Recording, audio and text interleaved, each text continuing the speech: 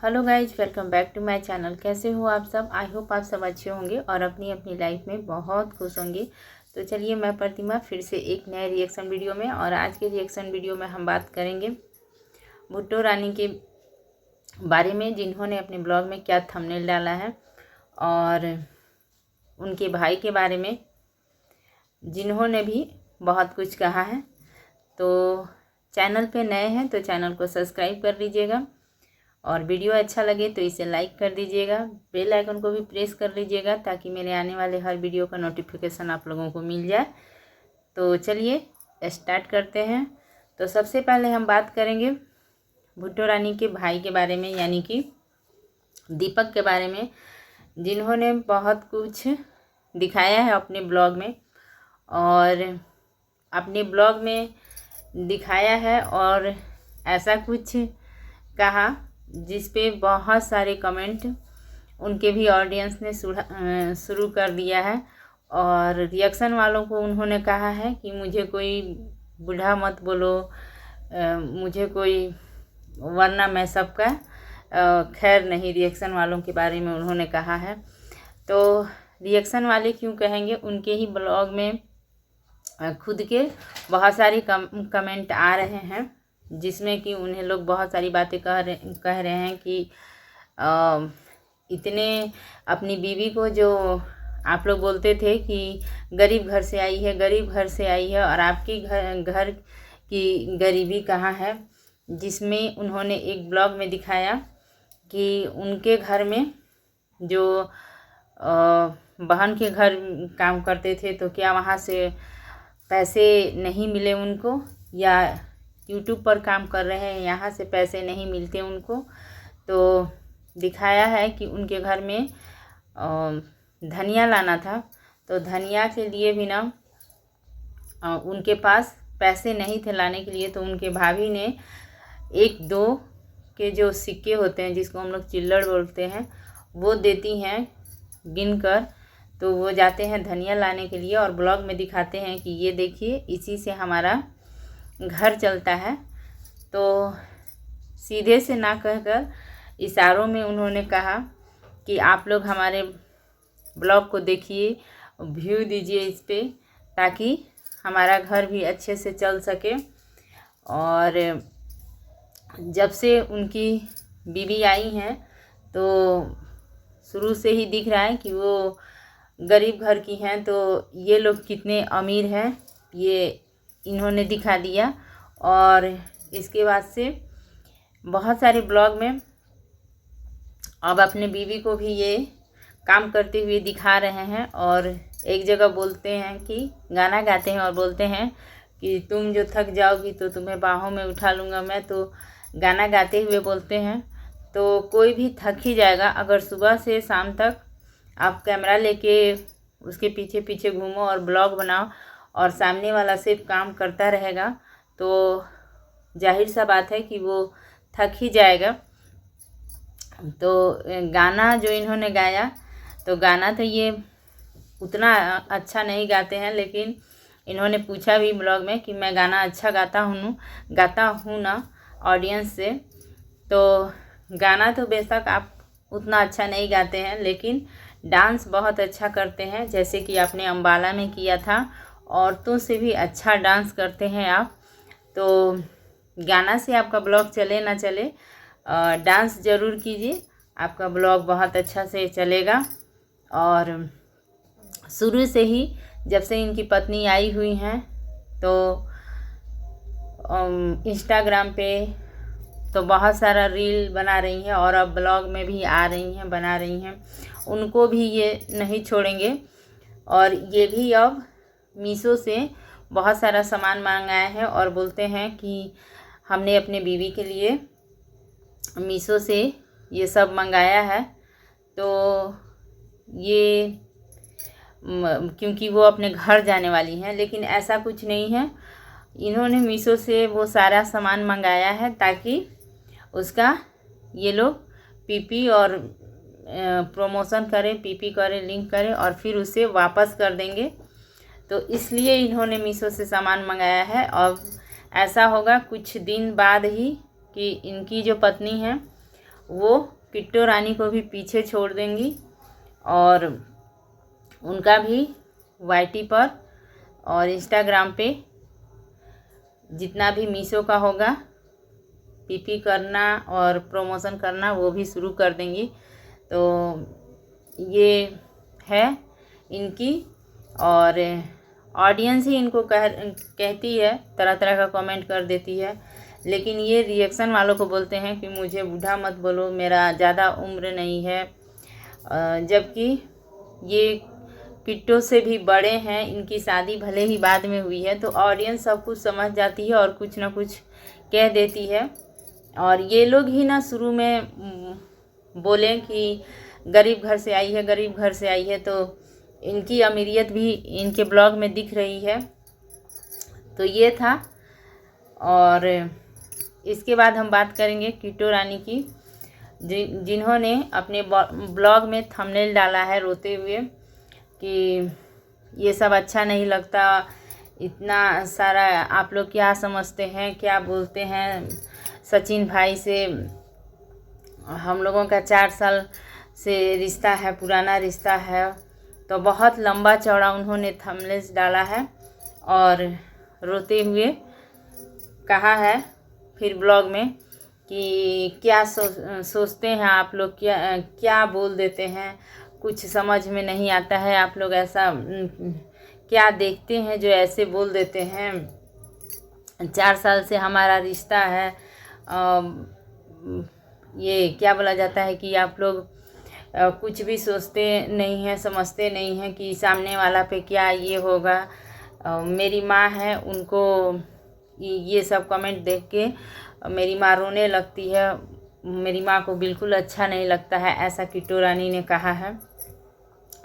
तो माँ को सच बात है, अगर कोई भी कैरेक्टर को लेकर या किसी चीज़ को लेकर उलझुल कमेंट आएगा या कुछ भी, तो थोड़ा सा लगता है कि ऐसा कि हाँ अच्छा नहीं लगता है।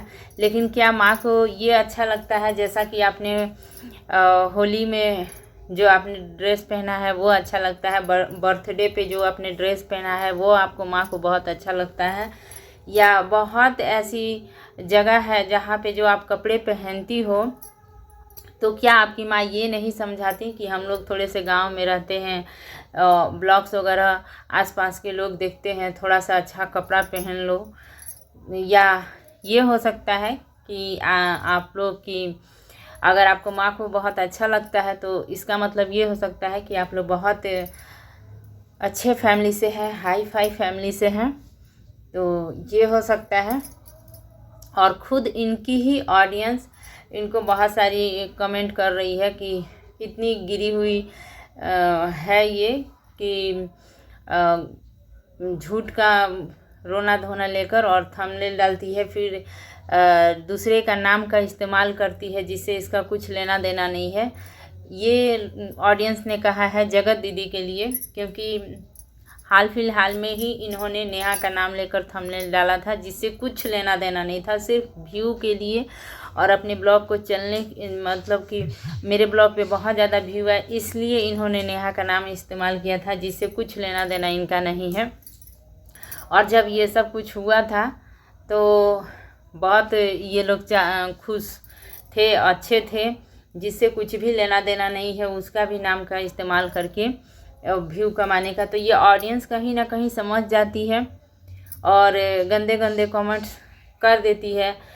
होली पर जो इन्होंने रील डाला, होली पर जो इन्होंने फेसबुक पे डाला है उसमें भी इतना मतलब वैसा क्या डालना चाहिए। तो बहुत सारा है जहाँ पे इनके ड्रेस के ऊपर, इनके ये के ऊपर बहुत सारा कमेंट आता है और उस पर इन्होंने और कहा है कि अब तो खुलकर जीने का मन ही नहीं करता। तो खुलकर जीने का मन नहीं करने से क्या मतलब है, इतना अच्छे से तो आप अपने लाइफ को जी रहे हो, इतना जहाँ चाहो घूमना फिरना, ये क्या अपने पति के साथ टाइम बिताना, सब कुछ इतना अच्छा से आपके लाइफ में है। एक बेबी जो चाहिए वो भी आपके पास एक बेटा है, और क्या चाहिए जो खुल के जीने का मन नहीं करता है। अब कितना खुल के आप लोग जीना चाहती हैं कि किसी के साथ पूरी तो फ्रीडम है आप लोगों को, किसी के साथ डांस कीजिए या कुछ कीजिए, तो कितना खुलकर जीना चाहेंगी आप, ये समझ में नहीं आता है। तो ये सारी बातें इन्होंने कहा है, बहुत सारी बातें, और इस पे बहुत सारे ऑडियंस ने इनको लताड़ा है कि ऐसा वैसा, बहुत दिन से इनको लताड़ पड़ रही है कहीं ना कहीं। तो ये है, और ऑडियंस को कोई भी, चाहे कोई भी क्रिएटर्स हो, ऑडियंस के सपोर्ट को अगर अच्छा है तो ठीक है, लेकिन ऑडियंस ने ये भी दिखाया है कि जिनके मिलियन में, जिनके 1 लाख या 1 मिलियन भी जिनके फ़ैन है ना, उनका भी ये अभी हो गया है कि उनका भी 5-6 हज़ार, 7 हज़ार, 10 हज़ार तक व्यू आके रुक जा रहा है।